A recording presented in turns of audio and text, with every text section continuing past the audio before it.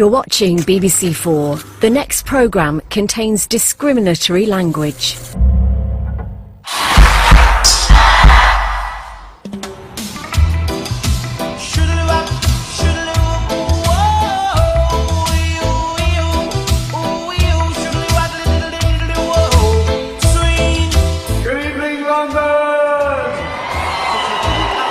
My name is Rodigan and I've been doing this for 40 years. I just come back from Jamaica. See, I'm wearing my new Clarks. Box fresh. The thing about Rodigan, he's a goddamn phenomenon, that geezer. Yeah, that's 40 years of broadcasting. All right, 40 years of being Mr. Consistent. This is genuine love for music. I am constantly amazed at the story of David Rodigan. That's the secret of his success. It's just love and passion.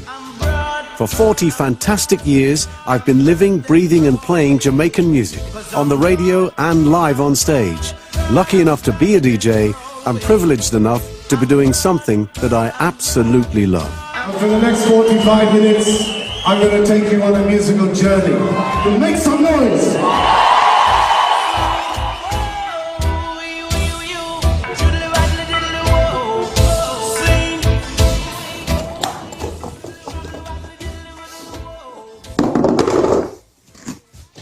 The record middle. Very important. I've always loved the music because it touches my soul. It's impossible to resist. This is a kind of fever, this music, and there's no antidote. Al Capone guns don't argue. I actually don't know why, but I do know that from when I first heard Al Capone's guns don't argue, I was hooked. I couldn't let it go. It would never leave me. I'm still as fascinated by it now as I was then.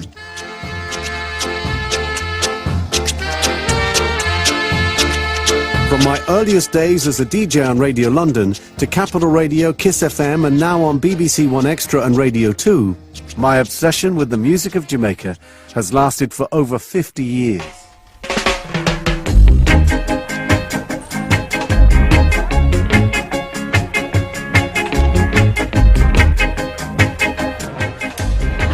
Reggae is my life. I don't care how much I'm down.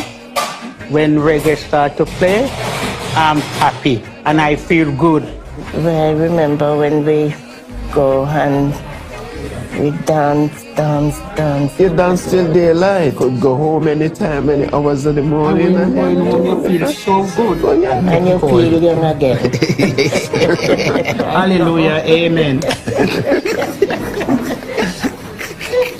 You know, my parents are of the Windrush generation, and they came to this country, invited, by the way, to help rebuild it after the Second World War.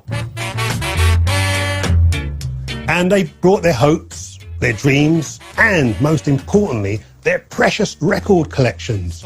And it was that that really helped them to integrate and also ease their pain. I mean, they came here looking for the gold, but obviously didn't find it. And in those long, cold, dreary winter nights, it must have been music that just warmed them up and just gave them life. A message to you, Rudy.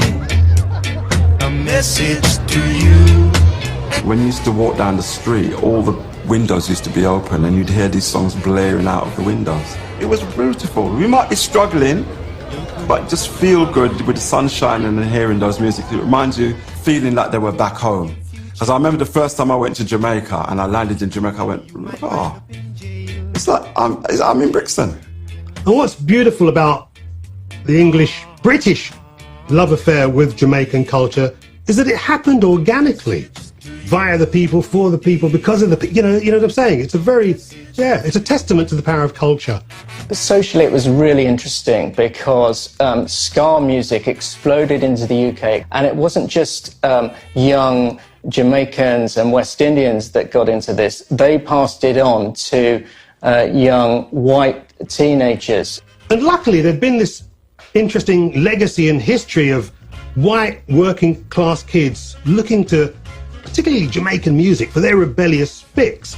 So we're talking about, the early 60s with the Mods. And that's me, living in a village just outside Oxford, born in Germany from a British military family, and just getting into a new sound with my friends.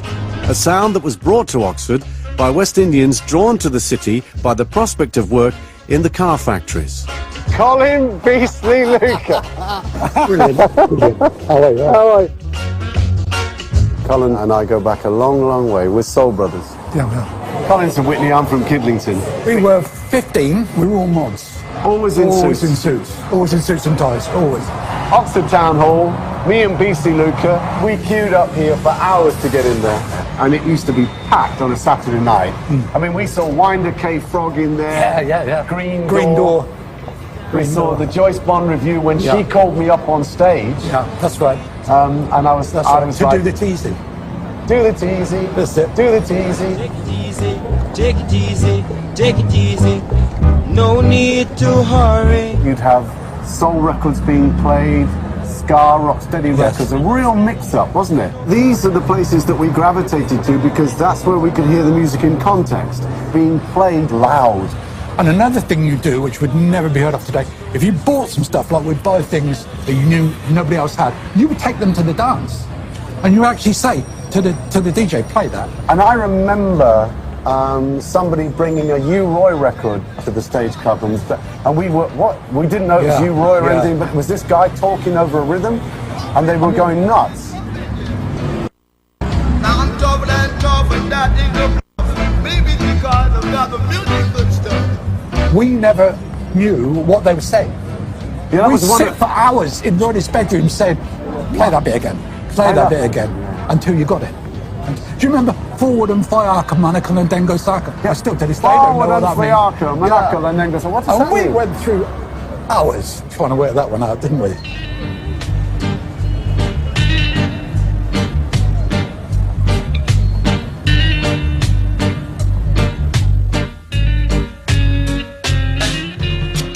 And the first Jamaican record I ever heard, My Boy Lollipop by Millie Small. I remember her singing this on Ready Steady Go, which was the show that everyone watched. It was live television on ITV Friday evenings, and she sung it handing out lollipops, and we all fell for her in a big way. We fell for this song. It went into the British hit parade. It became a massive pop single. It was so energized. That was the first thing that caught me.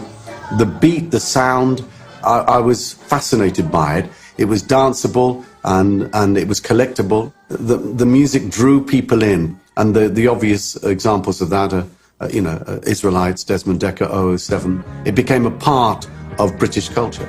Get up in the morning, singing alphabets, so that to every mountain beat. Play the poem,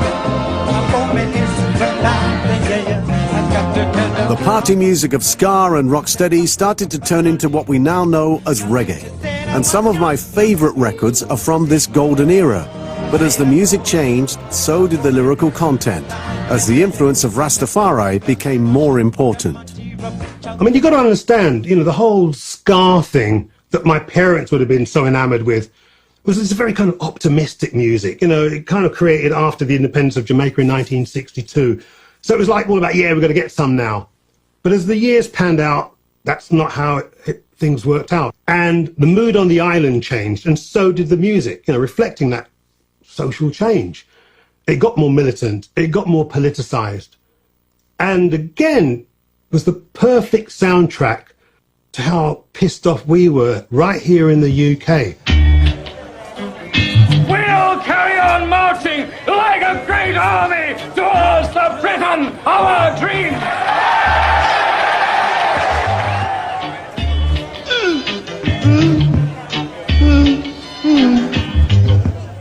You as a person, at that time in Great Britain, were the shit on the shoe of the country. You were an immigrant, you had the worst jobs, you were treated badly by the police, unfairly. You were in the poorest communities, you were in the poorest social housing. In the playground at school, before the Powell speech, I was like, Don Let's somebody's mate, and the next day I was a coon, gollywog, black bastard. It happened like that. It flipped on a dime, man. The teachers were barefaced back then as well. They just tell you, this is not for you. You should go home. Go home. Go home to where? I was born here. That's a fact. I am British. I knew there was politics from a very young age to do with my skin colour and where I'm from. I knew why we huddled together in small communities. I realised it was to feel protected, I suppose, in one way. And I knew that there was this unfair treatment of us by the police. I was scared of the police as a kid, and I never did anything wrong. It was a period of sus, which meant police could arrest you on the basis of suspecting you might do something. Me and Jim stand up waiting for a bus, not causing no fuss. When all on a sudden a police van pull up. 99% of them were white, and they'd call your names, try to make you lose your temper, to kick you in the back of the van, just anything. And you're just walking down the road, and you know, some of us were school kids, and we're having hassle from the police. It made you realise your skin colour. You know, you were different. Just, you know, you knew you were different. Trust me, we didn't have a voice. Black people had no presence on television unless they were being in a comedy, or it was jokes, or it was racially inappropriate humour. It was really dispiriting, you know, before you even ventured into the wide world, that you were this underdog, and the only escapism for me was music. Men and people will fight you down when you see your light. Let me tell you, if you're not wrong, then everything is alright. You know, I've been around the world a few times, and you'd think that the most recognised musical artist on the planet would be somebody like, I don't know, Beatles or the Rolling Stones or Bob Dylan or whatever. But it's not. It's Bob Marley. Simply because, why? There's more people of colour that are dispossessed and pissed off. Open your eyes and look within. And it's interesting in the 21st century that, you know, the Bob that most people are familiar with are this kind of one love, kind of happy vibe, which it was one side of Bob. But that was by no means the totality of the man. I mean, you know, for most of the people on this planet, Bob's about get up, stand up. Get up, stand up. Did you say stand up for your right? One more time. Get up, stand up. Did you hear? Don't give up the fight. I'm standing outside what was once the Greyhound pub, one of the premier music venues in London. Back in 1974, I'd come here to see the Wailers. When the concert started, I was confused and bemused because I couldn't see them. I just heard this boom, boom, boom, boom, boom, boom, boom, this drumming. And then they stood up because Bob, Peter and Bunny had been playing the drums on the floor of the pub. A pub! And eventually the concert came to an end and I came out. I started to walk down Fulham Palace Road. In a shop doorway, I saw an enormous cloud of smoke. And when it cleared, it was Bob Marley. On the end of a big one. Standing next to him was Wyatt Linder, the keyboard player. I literally rushed to the shop doorway and I said, Bob, I'm a big fan of the Soul Rebel album, it's an amazing concert. And he just smiled at me and said, yeah, man, you know, but it was just a few seconds. You know, it wasn't even a minute. And with that, a screecher brakes, a car pulled up at the side, and he said, gotta go. And as the car pulled away, he turned and waved to me from the back window of the car. I was standing on the Fulham Palace Road on a hot summer's night in 1974. And not only did I meet Bob Marley, but he waved to me as he drove off. Follow that.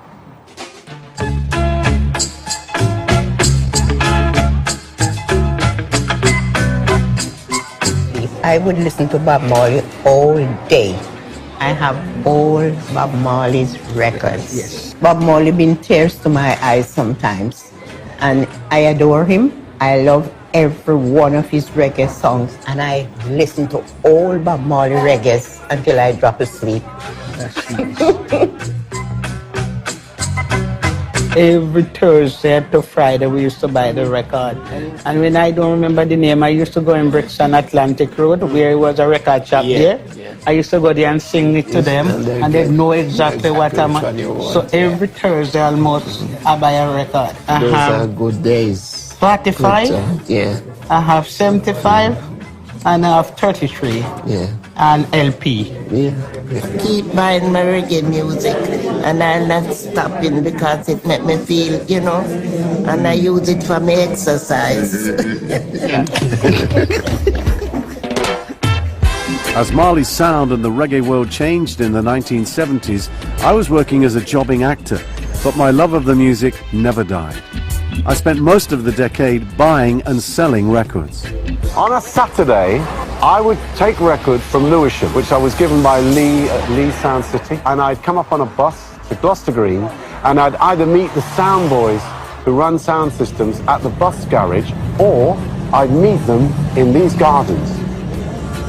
And I'd have a box, a bag, a grip with pre-release records in from Jamaica.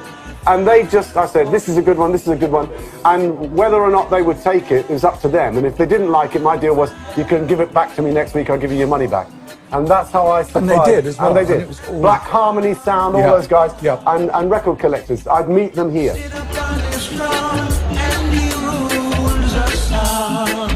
When Roddy used to have his record stall up in Blackbird Leys, I used to go up there and what was laughingly referred to as help, which I just used to stand behind the dance, really, and just say, put that record on, Roddy, put that record on. The people would be 4 deep around this store, just rocking with this music.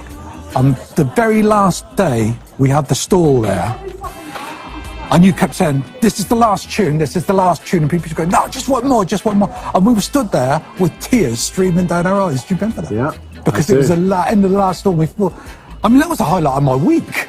It was the highlight of my week. I didn't used to go out on a Saturday night, so I'd be up early. And I wasn't never as early as him, so I could get there. I think I remember the Oxford Mail doing a little article saying, Sunday mornings in Oxford rock, go to Blackbird Leys Market and look at this stall. Yeah.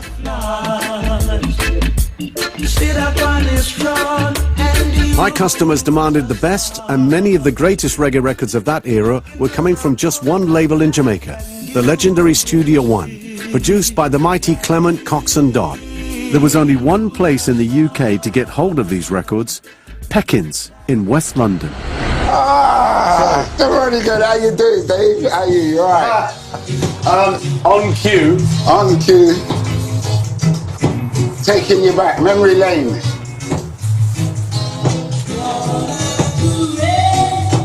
Undying Love, Ernest Wilson. Yes, sir.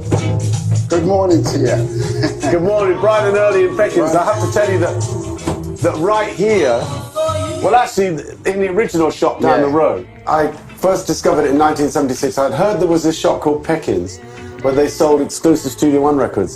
Studio One, for me, was a very important label. It was the Tamla Motown of Jamaican music. So many of the great stars learned their craft, or began to learn their craft in Studio One.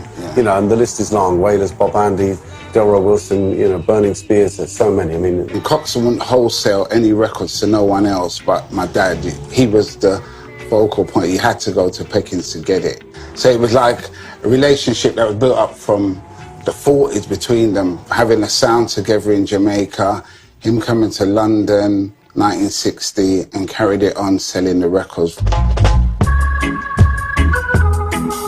Friday evening was the time, or Saturday morning when all these new pre-releases were in. So the counter would be packed, not just with sound men, but collectors, you know, people who are into the music. And whoever was working behind the counter would play these songs. He wouldn't play them for very long. And there was this secret code going on. All these winks and nods, and the guy behind the counter would like pick it up and put it down and put it on his pile, and then the other guy would go on his pile and say, I'll take one as well. And then the other guy looks at him and says, why are you following me? There's arguments, because someone said, no, did I put my hand up? Did I get you one? No, man, you ain't going to get one. And other guys would get special treatment, like Saxon would have their pile in a box. In a box. They were protective and possessive. Yeah. Because the music was everything. Yeah. My dad, he was a stern man, but once he knew you loved something and you weren't a mess around, he was very accommodating. Peckins, I mean, here's the original logo, and there's the man himself, George Price. And he taught me so much about the music, and then I got to know the family, and then he started inviting me up for lunch on Sundays, and Miss Gertie, his wife, your mum, took me under her wing, so to speak. He was like a musical son to my dad. It was incredible how they embraced me. The fact that I was invited to lunch one Sunday was for me very special. But when I was told, you need to keep coming back because you're always welcome here, I was, well, obviously touched, to say the least. I mean, there are so many things that I'm so grateful to you and your family for because of introductions that were made. You know, to climb the stairs at Treasure Isle, to go to Cox and Dodd and to be welcomed into the inner sanctum by the man himself, who I first met in your front room in 1976. You know, Mr. Dodd's very reserved, very shy man, a man of few words, right? Yeah. Could I have a picture, Mr. Dodd? He said, okay. I stood there to have the picture taken next to him, and then suddenly he put his arm around me. And you can see in that photograph the look on my face, because I have got Cox and Dodd, the original Coxon, Clement Seymour Dodd, the original sound system man from Jamaica, has put his arm around me. That photograph is one of my most treasured possessions. Fantastic. At this point, I still didn't have a radio show, and you hardly heard anyone playing reggae on the radio. So if you wanted to hear the latest tunes, particularly if you lived outside of London, there was only one way. Going to a dance and following one of the dozens of sound systems which had sprung up all over the country.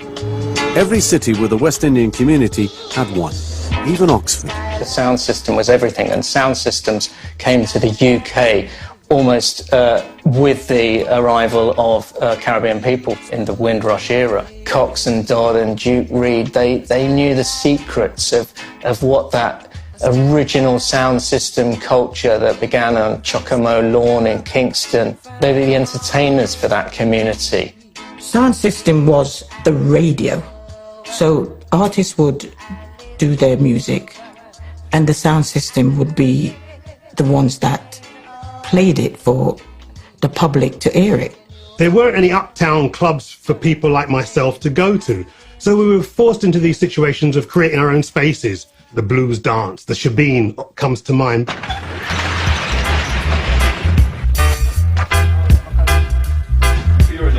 Blues parties, I mean, originally would be house dances.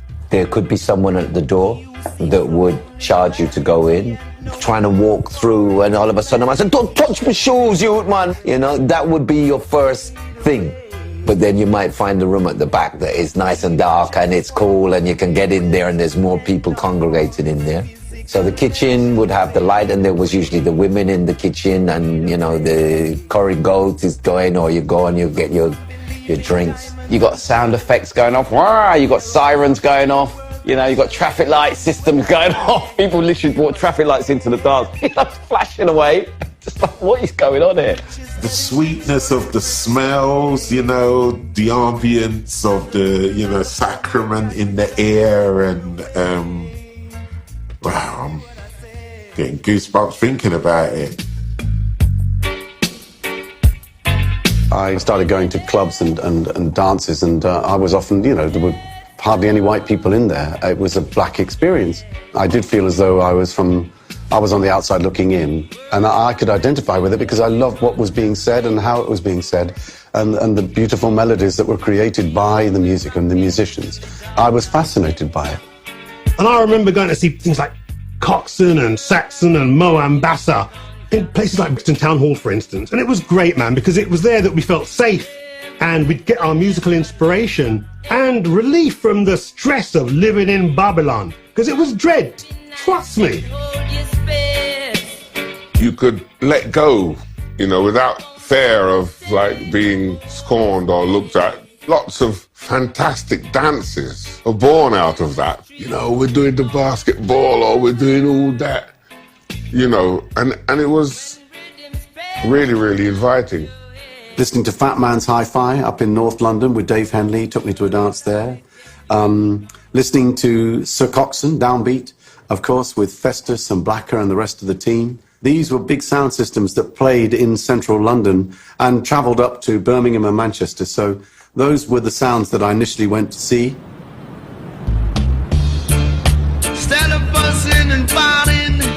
When it comes to being a part of the sound, it's It's a very serious thing. You know, this is my sound. I will die for this sound. I will not do any shopping this week because I've got to use the money to buy the latest music. So to identify your sound system, you're going to have that banner, you're going to be waving the flag. There's no sound better than your sound. Don't care how small it is or how big it is. This sound is the baddest thing. And within the sound now, you'd have an operator. So that's the person who operates the sound and plays the bass, plays the treble and everything. Then you have a selector in your sound. So he selects the tunes, tells you, right, this is what you're going to play. And then you'd have your mic man. So selector picks a tune, you put it on, and then you introduce the tune to the crowd. And then they just start playing, and then they drop the bass line. It's just like, it's just great. It's a great feeling. A lot of sound system life was about status, about being a somebody in your neck of the woods, in your hood. The only way you could get self-worth, the only way you could be a boss, there weren't many black businesses, not many people ran anything. I suppose a sound system was a way of, saying, I'm senior management, you're junior management, you're the intern, you're on work experience, and you're a lifer, you're loyal. You'll get a little watch at the end of 30 years services. It was silly, but it was important. Listening to the music played by sound systems put the whole thing in context. It was a completely different experience.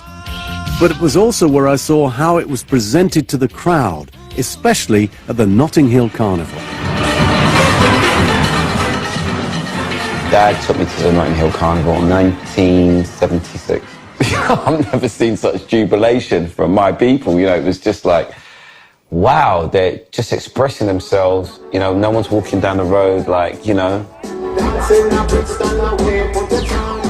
Everybody would go everywhere. You could go anywhere you wanted. If you heard a sound playing tunes and they were heavy, you blocked there. That's where you'd stay.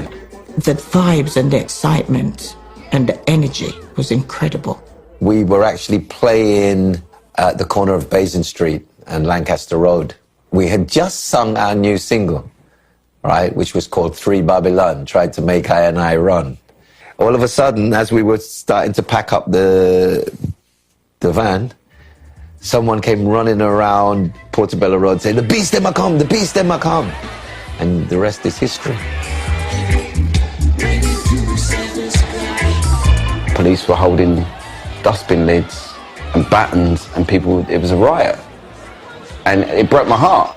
The year was 1976, and that summer was the hottest on record. But whilst the streets of London were ringing to the sounds of Jamaican music, young British reggae artists were starting to emerge. Well, I guess during that particular period, there was a message in the music, and that could have been anything from Still Pulse, to even Aswad. Very, very uplifting songs. Just made you feel like you could walk down the street and feel good about yourself, you know what I mean? When I heard the politics in the music was actually when I heard a British band, most of all, that I went out and physically bought their first couple of albums, and that was Still Pulse.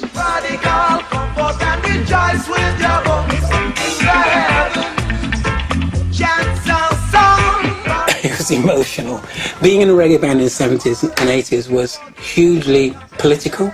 We can't write about the Jamaican experience. We have to write about our British experience. And then we set about representing our community in Handsworth. And that's what we sought to do, to put them on the map. In 1978, I was still struggling to survive as a jobbing actor when a good friend persuaded me to audition for a job as a DJ on Radio London. I knew I had the knowledge and the enthusiasm, but I thought I'd have no chance, and I was almost right. At the BBC Radio London interview, David Carter, the producer, stopped my audition after 15 minutes, and he walked into from the master control room. He said, "I'm sorry, Mr. Rodigan, we've got to stop you, because there's no point in you continuing, because we are looking for a black presenter for this show, not a white presenter." And I said, I get that totally, and I stood up and said, "Thank you very much," and I left. And that was the last of it. I thought I'd never hear anything back. And it transpired that they played my audition tape along with other black presenters to black producers and black people in the music industry. And according to the people at the BBC, I was told many, many times that they had identified this voice who clearly knew what he was talking about. And I did know what I was talking about. I just happened to not be Jamaican and not be black. I had a weekly show on Radio London for almost 2 years. Then in 1979, I moved to Capital Radio, a far more commercial station that quickly realised the huge potential of Jamaican music. Sweet reggae music, what the people want, and that's what they're going to get. Welcome to the first night of Roots Rockers with me, David Rodigan, and kicking us off we had 2 new versions of an old Studio One rhythm. The first was recorded at Studio One in Jamaica by Sugar Minott. It's called Jah Jah Children, taken from his brand new showcase album, and the second was from that other roots singer, carrying the swing at the moment, Barrington Levi, and it's entitled Don't Fuss or Fight.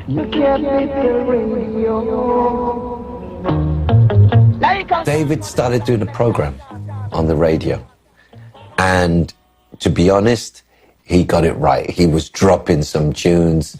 He was just doing it right. If you wanted to hear reggae weekly, it was going to be Rodigan. Good evening, David Rodigan with you tonight, and a slight change of plan from the advertised programme because Bob Marley has just flown in on his way back from Zimbabwe. Bob Marley, welcome. You were the first reggae band to really cross over into the rock world and actually stay there, but of course you've been going for years in the reggae world before that breakthrough. When did the Wailers actually come together as a singing group? The Wailers come together about 1960, you know, and we rehearsed about 3 years. Met the first record in 1963. Called Simmer Down. And that was it. Coxon, you know. What was it like working at Studio One? That was where you started in those days. Yeah, it was good, you know, because, you know, first experience within music, working with some good musician and trying to get the harmonies and everything. It was great. I heard you personally lived in the studio. Sometimes. You had Coxon made you a room out the back. Yes. Looked after you and fed you. Well, you've got a new single coming out in a few weeks' time called Could You Be Loved? And we've got it here on tape. So if everything's ready, we'll hear a bit of a sneaky preview.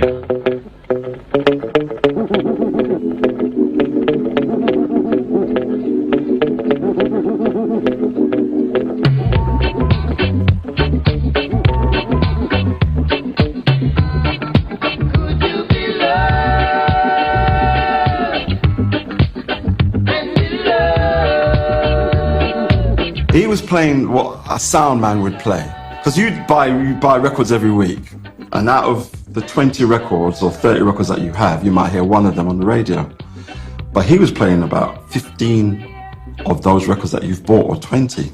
My duty, my love, my passion was to share new music.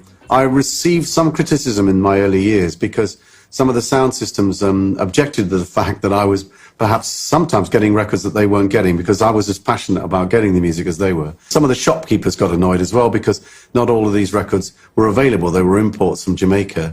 And they said, why are you playing Jamaican imports when people can't get them? You should just be playing UK releases. So I used to get a bit of stick. But my job was primarily to share the music with like-minded people. That was my purpose. That's what I was there to do. It takes a special gift of being able to communicate your love of the music in a way that everyone can understand. And David can do that. There'll be little nuggets of things that he drops in that you just think, how does he know that? I just think that he really had this wealth of knowledge and experience from a different outside perspective of where, you know, we are so engulfed in Jamaican culture because we are Jamaicans, and he has such a great appreciation for it, not coming from there. And I think sometimes when you have an outside perspective, you might notice or appreciate little things that we may overlook. And I always kind of really love to hear and talk about the history of songs. Yeah, you'd whip out your C90 cassette and you'd be taping everything, every show, man. But you knew on a Saturday, David Rodigan, match of the day, then he went out. Or any of that order, that was it. This was a weekly show and people listened to it because they cared about the music. And then there were the cassette copies that were made and sent around the world. Cassette and tape. Yeah. I have friends who still have loads of your cassettes. Loads. And you cannot get it off them. I put him on a level with John Peel, and I could listen to John Peel for one reason or another. You know, he was playing punk and all the rest of it because he was different and there was something about him. Equally with Rodigan.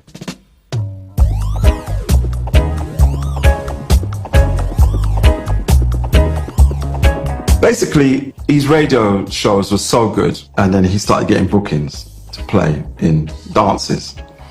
Now, at first we found it very, very awkward, because what was happening was he'd go to the dance, and then they'd be going like, yeah, from the radio, we have David Rodigan, and the crowd were going, yeah! And then all of a sudden, there's silence, because this white guy turns up, and they thought he was a black guy.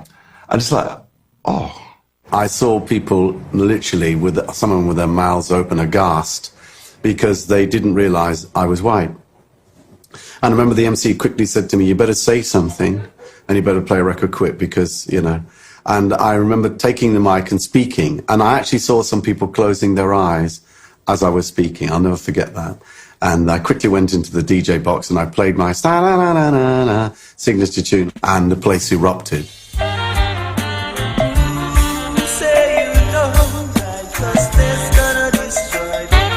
He was different to everybody. He articulated reggae in a different way. His voice like a magnet to you, you know? His platform has meant that he's opened out Jamaican music, supported artists, and made it work in the UK. I mean, he's loved by so many people. We have to look at balance here as well. There are those that will challenge David, one for his position within the Jamaican music scene, the Jamaican sound system scene, because he's a white geezer. That's it. Why can't a person love reggae? I mean, surely when reggae was created, it wasn't created as something for one person or one type of person only. I mean, that would be pretty selfish, wouldn't it, if you're going to go peace and love, but you can't have one?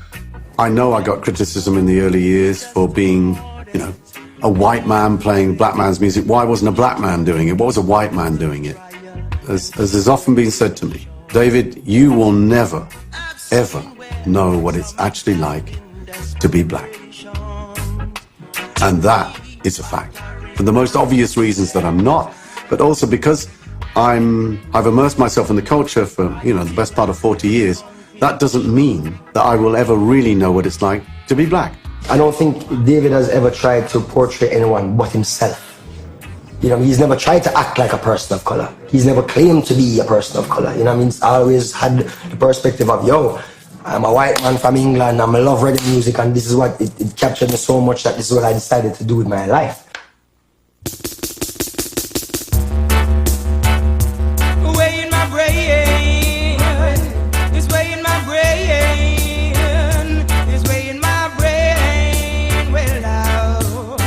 Like all music, reggae has been through many changes, and the mid-80s saw one of the biggest and most controversial changes ever.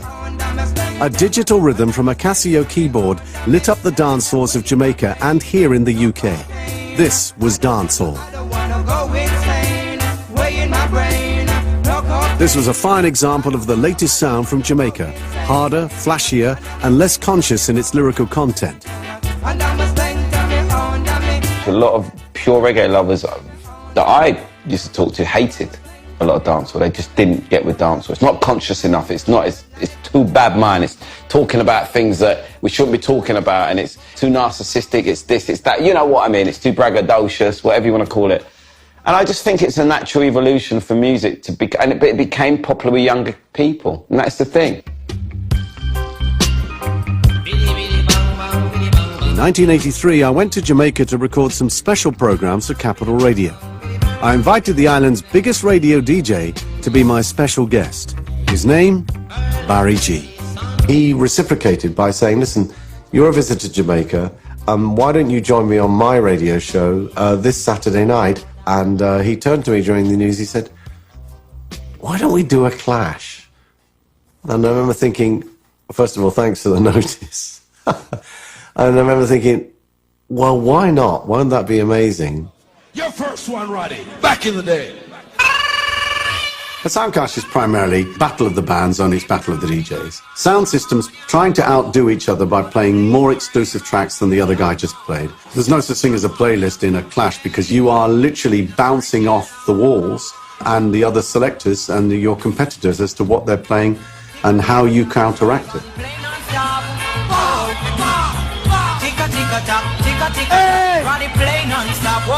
Hey! Straight from London to New York City, Rodigan clash with Barry. That first clash with Barry G was a sensation, and many more followed over the years, really increasing my profile in Jamaica. Thanks largely to cassette tape recordings, this was the beginning of a new adventure. I've been in many taxis in many Caribbean islands. You make look chit chat. Where from? Ah, London. Yeah, man. We know somebody in da da da da da da. And then they'll go, you know Rodigan? Just always. Yeah, of course I know David Rodigan. Yeah, man. You know, you get that. I was in Africa, Timbuktu, you know, in the middle of nowhere, and of course they really fascinated a black woman who's not African, who's in my country. I want to know all about you. And the first thing they do is they say, are you American? No, I'm from London. Do you know David Rodigan? This happened all the time, and they'd run to a house or a hut and they'd find a well-loved cassette. They'd find this cassette, they'd bring it, and they'd go, I can do swaps with you. Do you have new ones? I just made a decision. I'm not gonna kill you. You know what I'm gonna do? I'm gonna murder you. Butcher! From the early 1990s onwards, I began to compete in sound system clashes, especially in Jamaica. Out, murderer! You're dead by your shoulder. Kill I today, you cannot kill I tomorrow. Murder! You're inside, You need some serious music if you're going to get through the night. And your dub plate box is all you have to rely on. Dub plates are the ammunition that sound system operators use in a sound clash. In Jamaica in the early years, in the 60s, the great sound system operators, Sir Coxsone Dodd, Duke Reed the Trojan, King Edwards, all the sound systems in Jamaica, they started making their own records. And what they started doing was running a copy of what they just recorded, which was a dub. And they would take those and play them on the sound systems at night. So they would get an immediate response and gauge what the response was to the audience. Eventually they were called dub plates. I don't know why, but that was the term given to them. And this is a way of having something that no other sound had. You'd go to an artist and go, right, I want you to sing this song that you've made, which is #1, with the name of my sound in it. So they go to the show, they use the same track. Sometimes they use a different backing track. So they might use like an old Studio One backing track, like Real Rock, and they'll sing their tune on that rhythm. People are going, oh my God, did you hear Barry Simon sing blah, blah, blah on the Real Rock rhythm? And then it was a big thing, and they killed the sound with it. Listen this, Barrington Levy. Sound killer! Sound killer! You're dead, Ricky. No. You're dead, Ricky. David Rodigan's strength in sound clash is that he has recorded dub plates over many years with some of the greatest Jamaican recording artists, some of whom sadly are not with us anymore.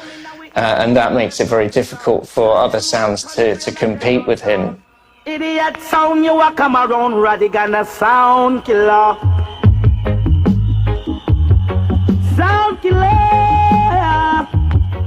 Sound. Watching prepare for a clash was like pretty inspiring because you saw how seriously he took it, and then it was almost like it just made complete sense when he used to win all the time because he used to spend so much time preparing for it.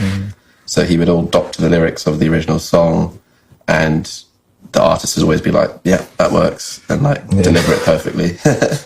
The excitement when you saw the dub come and you saw him play it the first time and you saw his face light up, you knew he got the one he wanted and he was going to do damage. Yeah, man, I'm sorry for the dance out, Godfather. Dance fans, I know you understand that it's something different every time you hear Rodigan. Music House was located off the Holloway Road, and that's where we went to cut our plates. And I remember when I used to go up there, up that alleyway, there would be all these young lads hanging outside. I got to realise that I was jumping the queue, but I wasn't aware of it, because Leon or his father, Paul or Chris, would see me and just say, come in here and cut dubs. But basically what we do is we listen to the track, make sure the treble's all right, make sure the bass is all right, set the level, make it a good level so you can play it on the record and transfer it to plate. And this is a plate which is actually being cut, and you'll see from the label Music House, that was the original Music House label. Dub plates playing in the ghetto tonight. My early remembrance of David is him coming in the studio and certain man running out thinking he's immigration and people running around the place because they're like, who's this white man with this suit? Who is he? Who is he? And he would play on it. He'll be walked down and who are you? But after they realised who it was always love. Like, he's always been just a genuine funny person. When he comes in the studio, it's always a laugh. David had consistency in the reggae industry as a sound man, but also as a radio presenter. Although I didn't own a sound, let me just qualify that. A sound man in the sense of someone who played out, but I didn't own a sound. All right, DJ then. Yeah, DJ. All right. Selector. No, I don't want to put it, but no, you know what I mean. Yeah, but he's a sound man. He's still be called as a sound man. The immediate nature of the business, it had to be now, it couldn't be tomorrow. The obsessive nature of DJs was such that they wanted to be ahead of the curve. They wanted to entertain the crowd. They wanted to have things that nobody else had. So the demand was phenomenal.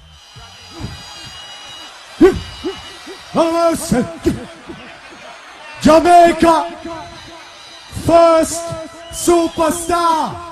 Before Bob, before Peter, before Bunny, before King Yellowman. Jamaica, first superstar. From Kingston, Jamaica, Prince Buster. No song can play this, no song. Hey! Dropping the perfect dub plate at the right time in this musical game of chess and hearing the audience response, there really is nothing to beat it. It's incredible. I mean, Prince Buster's Hard Man for Dead is a very special dub. He also did Ghost Dance. Johnny Osborne's dub plates playing in the ghetto tonight is a unique dub, one of my most treasured possessions, along with Barrington Levy's Reggae Music, What We Want, and Prison Oval Rock, the great Alton Ellis and some of the dubs he did for me. There are many great dubs. Damian Marley's done some amazing dubs for me. The list is long, and it's really not how many dubs you have, but it's the quality and special quality of those dubs that make them unique. Armed with my dub plates, I've been fortunate enough to travel the world, taking on sound system legends and sometimes even winning. He's clashed against all the top generals in the sound clash business. He's gone toe-to-toe them and held his weight. And all of the selectors would speak to him with a certain respect that they don't speak to each other, the rest of them with. You know what I'm saying? So everyone kind of have David Rodigan in high regard where it come on to. So it goes without saying, he's a legend in his own right, for sure. With the passion that he's got, the love of the music, he's been able to tour the world and represent himself and represent the UK and represent the music on a global scale. So, you know, I commend him for this.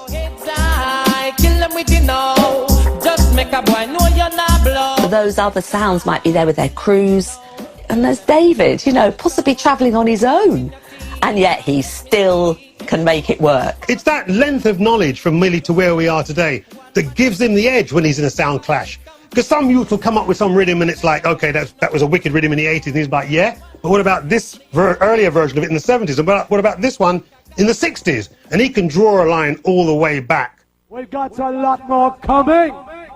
Rodigan, you weak now, you know. You're dead the person was Sean Paul again. Yeah, no Jabra. Yeah. Paul, the girls, but you have no some punk. It doesn't know Ricky to Rodigan, what? It can be intimidating for sure, yeah, and there were times when I was quite nervous out there thinking, why did I agree to do this? It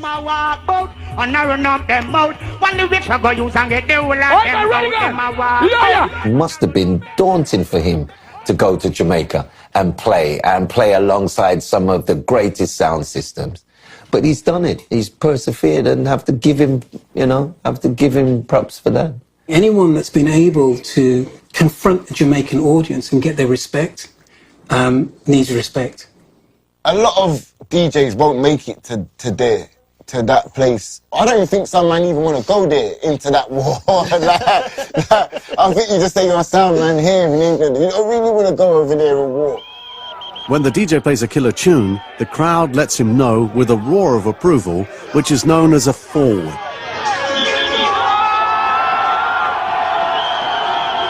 You know, there's a whole saying with Rodigan. He's a man who will get a forward from the back of the room. The man that's the baddest man in the dance ain't standing in the front of the dance, man. They're standing at the back of the room. You can't see them on there. They're some shady characters, you understand? Rodigan is killing out a man from the back of the dance. He's getting a forward from the back. Please give David Rodigan a round of applause.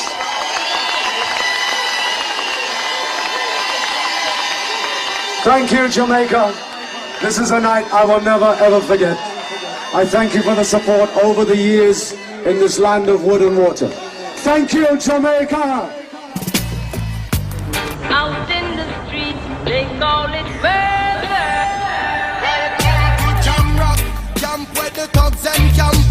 In 2012, I left my job at Kiss FM after 22 years. I returned to the BBC. This is BBC Radio 1 Extra, Sunday evening, the best in reggae music. And on the show this evening... The fact that the guy's broadcasting now on the youngest station for black music in Britain, which is 1 Extra, the fact that 1 Extra wanted him, when you appeal to young people, you can appeal to a wider cross-section. That's the joy of appealing to young people, because it's entry level for them. That's on average, 14, 15-year-olds. That's a very young audience for the BBC. But he's doing that at the same time as broadcasting for Radio 2, where the average age is 50.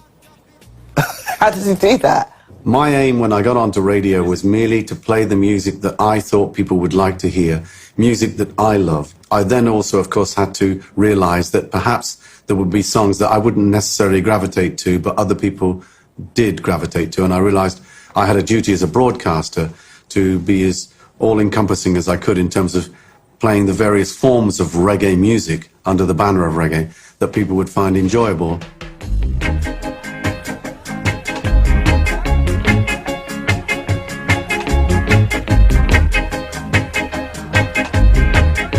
People in Jamaica, they brought the music here with them. We didn't brought this music here with us. Then the younger generation would know about reggae music. That's right. We all get the love of the music. And if you notice, our children as well love the reggae music, and always asking if we still have the records or anything could, give them. So yes, reggae, you're the heart and soul of West Indian. Or the Caribbean. When you play, innit? You can dance and... It's something in it that brings back memory and yes. make you feel like you we're feel a part young of again. it. Yeah. Better know how we do it. Red Fox. They on the blocking on the Brooklyn swing. Having a show on 1 Extra has meant that I've been able to introduce younger listeners to the latest sounds from Jamaica and around the world, whilst also connecting the dots to the many different types of new British music that reggae has inspired. Drum and bass, jungle, dubstep and even grime, all part of the heritage of Jamaican. So I was growing up listening to ska, reggae and rocksteady. They were growing up listening to MCs as us as MCs and stuff. So their music was jungle. Jungle is massive. Wicked. Right? So 16-year-olds and 15-year-olds, that was their music. But I loved it so much because it nicked like pieces of MCs, it nicked a bit of reggae, and it had that heavy beat underneath it. I loved it. The drum and bass music would certainly not be here without the culture of reggae music and the bass line and the half time and the way that we look at that whole kind of vibe. And you might be doing D&B at like 160, but the half time rhythm, man. Come over here and perform for me. She went like a gypsy. From left hand to right, she is sweet. There is new music being made by new producers, by new artists, and if you don't get it, it's probably not for you. They're making music for themselves and for their peer group. You go to a dance in Kingston any night of the week and hear this music being played, and you'll know this is music for young people. God is an ex-galda. Say she nah no credit, but she na Wi-Fi spot. She can't SMS, only can't WhatsApp. KMRT, adapt me type back. Me know me phone. That's their music. It belongs to them. And we must respect that. Things are forever evolving. Nothing remains the same. It can't. It would be boring.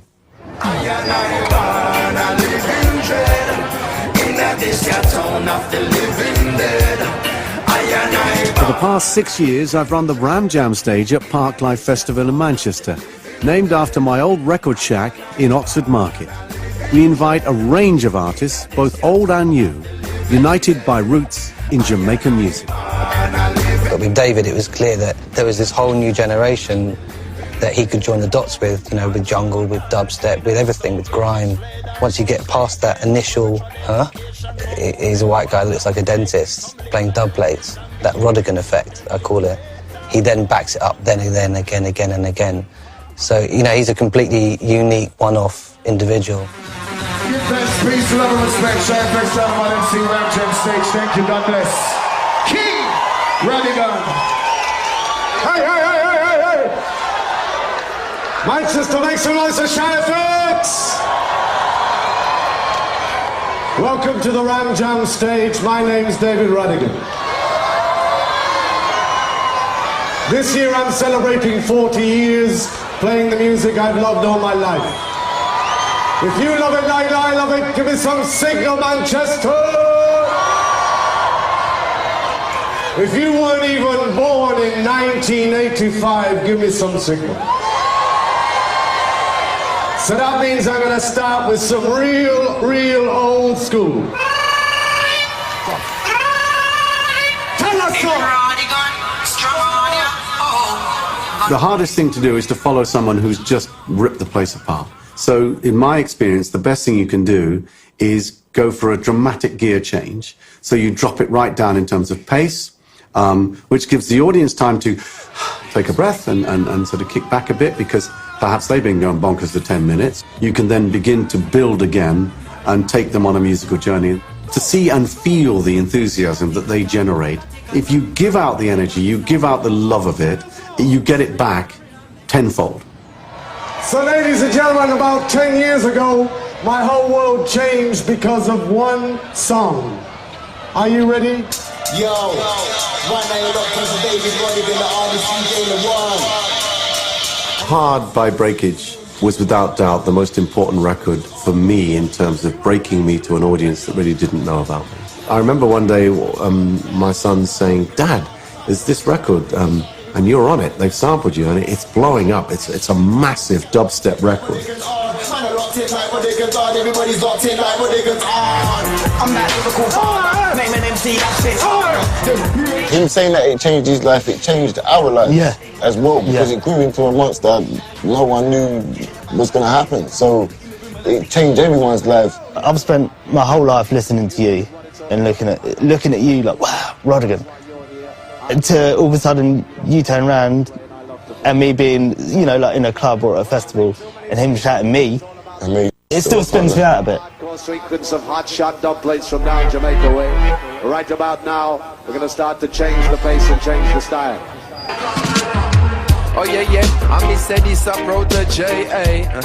I Rodigan know where you say, With David, you can see it's all about longevity. He's in it to the very end. That guy will be playing a tune when they put him 6 foot under. He'll be probably coming up from the coffin going, "Nah, wrong version, man, wrong version. Flip it over, yeah.